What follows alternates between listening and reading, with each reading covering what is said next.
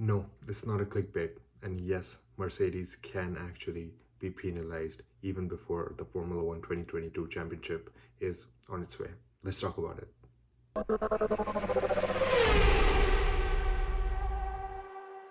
Alright, so to give you guys some context, Mercedes obviously was hurt. Lewis Hamilton was devastated. Toto Wolff was obviously devastated with that controversial ending.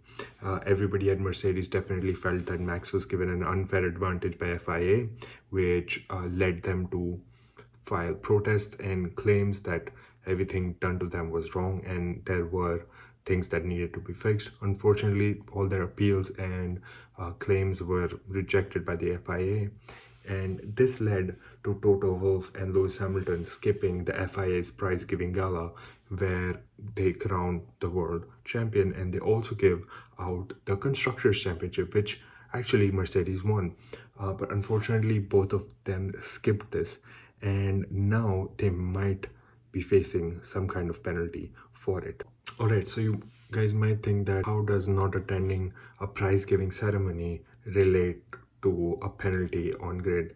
Well, the FIA has clearly stated in its rules that the top 3 teams and the top 3 drivers have to be present in the award giving ceremony, because all of these top 3 people and top 3 teams are awarded for their achievements during the 2021 season. Now, intentionally skipping this gala is kind of against the rules, and FIA is the one who will decide what kind of penalty will be given. The interesting thing here is that FIA has ruled that they will be penalized, but they haven't given any context with regards to what kind of penalty they will be given. Will it be a grid penalty? Will it be some point deduction later on in the 2022 season? We don't know any context of that. All we know as of now is that they will be penalized since it is there in the rule book. Both Lewis Hamilton and Toto Wolff failed to show up at this event, and they went so far in their protest that their F1 car and their Formula E car was not even present for the photo shoot that generally happens at the end of the year. From what I know, that the newly elected FIA President, Mohammed bin Sulayem, has this to say about Mercedes, and his exact words are, at the end of the day, rules are rules.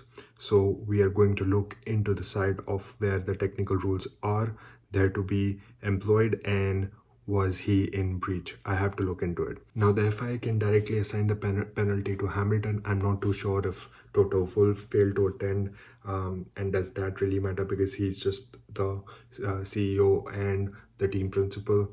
The regulation specifically dictates that the driver needs to be present. So in this case, Hamilton, based on the previous decisions FIA has made, it's most likely going to be a 10-place grid penalty even before the 2022 season starts. So I don't think it's a very great start for Lewis Hamilton or a high note to start with, but I can definitely understand where he's coming from after whatever happened in the last race. While one might think that Mercedes, a 10-place grid penalty we saw at Sao Paulo, it didn't really matter a whole lot, but something that's interesting to look at is that starting a season at such a low is never a good idea. And for Lewis Hamilton, who's looking to win his 8th world championship next year, hopefully, that's not a very good high to start on. Something that's interesting is that after that 10-place grid penalty, we all know with the aerodynamic changes, we really can't expect Mercedes to do what it did this year, even starting at the back of the grid. I know that Mercedes package will be extremely strong, and there's no doubt about it, but still starting at a 10-place grid penalty is not going to be the best way to start a season. Anyways, thank you guys for watching this quick video. It's literally 2 a.m. in the morning, but this is something I just came across and I had to share it with you guys. I'm sorry if this video is a little rough on the edges. Please take it how it is. Thank you guys so much for watching. Have a good night. Merry Christmas.